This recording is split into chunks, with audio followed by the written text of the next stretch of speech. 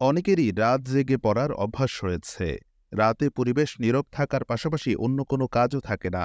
তাই অনেকেই রাত জেগে পড়াশোনা করতে পছন্দ করেন। কিন্তু রাত জেগে পড়াশোনা করলে আদতে কি খুব লাভ হয়? চলুন বিষয়টি একটু বৈজ্ঞানিকভাবে জেনে আসি। আমরা যখন ঘুমাই আমাদের মস্তিষ্কও কিন্তু তখন ঘুমায় না। সে সময় মস্তিষ্ক কিছু গুরুত্বপূর্ণ কাজ সেরে নেয়।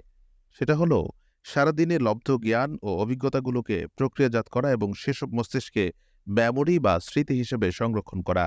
স্মৃতি তৈরি করার ৩টি ধাপ রয়েছে। এর প্রথম দুটি ধাপ ইকুইজিশন ও কনসোলিডেশন ঘটে যখন আমরা জেগে থাকি। কিন্তু পরবর্তী সময়ে রিকল করা বা স্মৃতিতে রূপান্তরিত করার কাজটি হয় ঘুমের মধ্যে।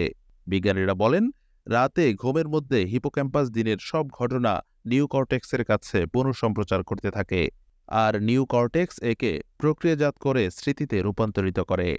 ব্যাপারটা অনেকটা রিভিশনের মতো।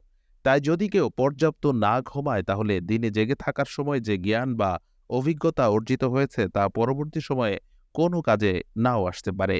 এমনকি বিজ্ঞানীরা এও জানিয়েছেন, রাত জেগে লেখাপড়া করে দিনের বেলা ঘুমিয়েও আসলে খুব বেশি লাভ হয় না। এজন্যই অনেকে পরীক্ষার আগে দিন-রাত এক করে পড়াশোনা করার পর পরীক্ষার হলে গিয়ে সেই বিষয়টি কিছুতেই মনে করতে পারেন না। এছাড়া পর্যাপ্ত ঘুমের অভাবে মস্তিষ্ক ধোঁয়াশাময় হয়ে আসে, মনোযোগে ব্যাঘাত ঘটে এবং কিছুতেই একটা বিষয়ে গভীর মনোনিবেশ করা যায় না। ঘুমের অভাব আমাদের বিচার বিবেচনা ও সূক্ষ্ম দক্ষতাকেও প্রভাবিত করে। এছাড়া রাতের পর রাত না ঘুমালে উচ্চ রক্তচাপ, ডায়াবেটিস ও স্থূলতার মতো ঝুঁকি বেড়ে যায়। সেজন্য গবেষকরা বলেন, রাতে ৬-৭ ঘন্টা ঘুম দরকার। সামনে পরীক্ষা বা ইন্টারভিউ থাকলেও এর ব্যতিক্রম হওয়া উচিত নয়।